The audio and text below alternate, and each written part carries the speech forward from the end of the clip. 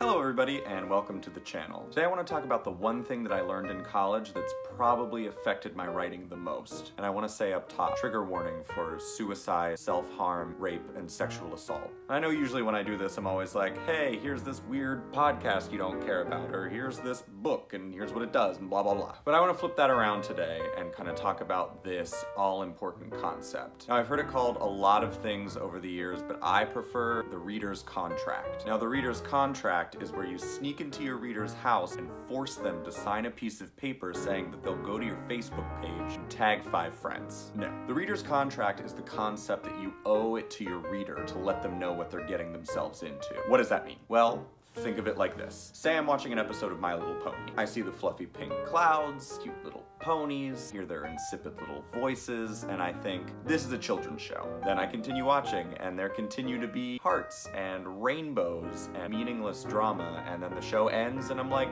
yeah, that was a children's show. The show has kept the contract. But if halfway through that episode Rainbow Dash suddenly pulls out a knife and starts to brutally murder all of the other ponies, suddenly I'm watching a very different show than I thought I was. That show has broken its contract because the show it told me I was watching in the beginning is not in fact the show I was watching by the end. Imagine if the first 300 pages of Hitchhiker's Guide to the Galaxy followed Arthur Dent as he worked through the bureaucracy of trying not to get his home bulldozed for a freeway and then took us to space. Also that it was named something like Arthur's Guide to Navigating Red Tape. You'd have a lot of really pissed off readers looking around going, this is not what I signed up for. But this is not to say that breaking the contract is always a bad thing. Case in point, Doki Doki Literature Club. Now, if you haven't heard of Doki Doki Literature Club, good for you. And sidebar, from here on out, spoilers abound. So if you're planning on playing Doki Doki Literature Club at any point, just maybe come back to this one. So the game starts out as your basic sexist waifu simulator. You're a high school boy in Japan, of course, and you're forced by your friend to join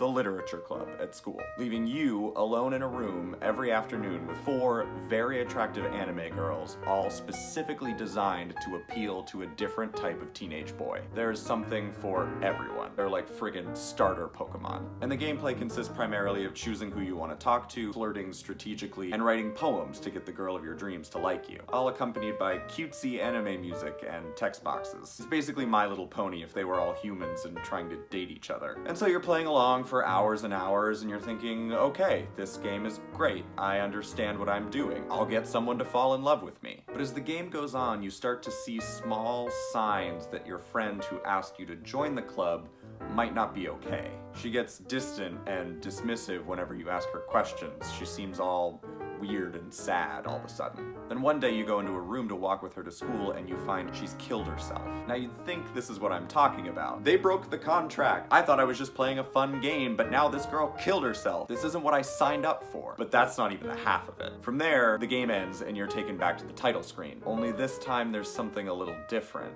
Your friend's picture is no longer there. It's just the 3 other girls. And if you start the game again, this time it's as if your friend never existed. You come to the club a different way and there are only 3 girls and no one seems to think it's strange. From there you play through the game as normal, flirting and writing poems, until the girl that you're going after stabs herself repeatedly with a knife and dies there in your arms in the middle of the classroom. This time, when the game ends and you go back to the title screen, her picture is gone too. Before long, it becomes clear that every time you play through the game, the girl you're interested in winds up dead, except for one. Turns out, the president of the club has been after you all along, but not the character you're playing, you, the player. She's been slowly deleting all the other characters from the game in order to win your love by default. It's a really cool concept for a horror game, specifically because of the way it plays with the contract. Nothing even all that horrific happens, nothing more horrific than any other horror game, but it's made 1,000 times more horrible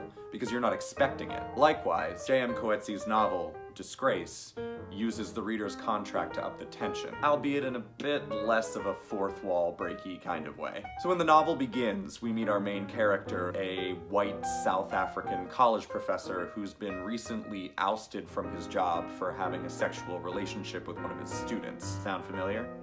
Newly disgraced, he goes to visit his estranged daughter who's living on a farm in rural South Africa. And the first half of the novel focuses on this relationship, on the different ways that father and daughter do and don't understand each other and each other's life choices. But halfway through, Coetzee breaks the contract. One morning, the farm is beset by a band of local criminals who light the father on fire and brutally rape the daughter. Both manage to survive, and the back half of the novel focuses on how living through this violence together affects their relationship. Where the majority of the novel is convincing us that we're reading something about a father trying to reconnect with his daughter, we learn much too late that we're actually reading something very terrifying. But isn't that how life happens? I mean, when horrible things happen, isn't it often out of the blue? Isn't that often what makes it so horrible? This breaking of the contract creates a greater sense of empathy between the reader and the characters, because just like them, we didn't see this coming. Just like them, we're forced to deal with this brutal act of violence with virtually no warning. Now, I'm not saying that we should all go around bait and switching our readers, or even that breaking the contract is a good or a bad thing. But if you pay attention to the contract you're setting with your reader off the bat, you can use it to your narrative advantage. Whatever you do it on purpose. Thank you very much for joining me. This has been Left to Right. Don't forget to like and subscribe, and let me know down in the comments, have you ever read anything that's really just thrown you? Anything that broke the contract in a way that you liked, didn't like? Let me know. I'd love to talk about it.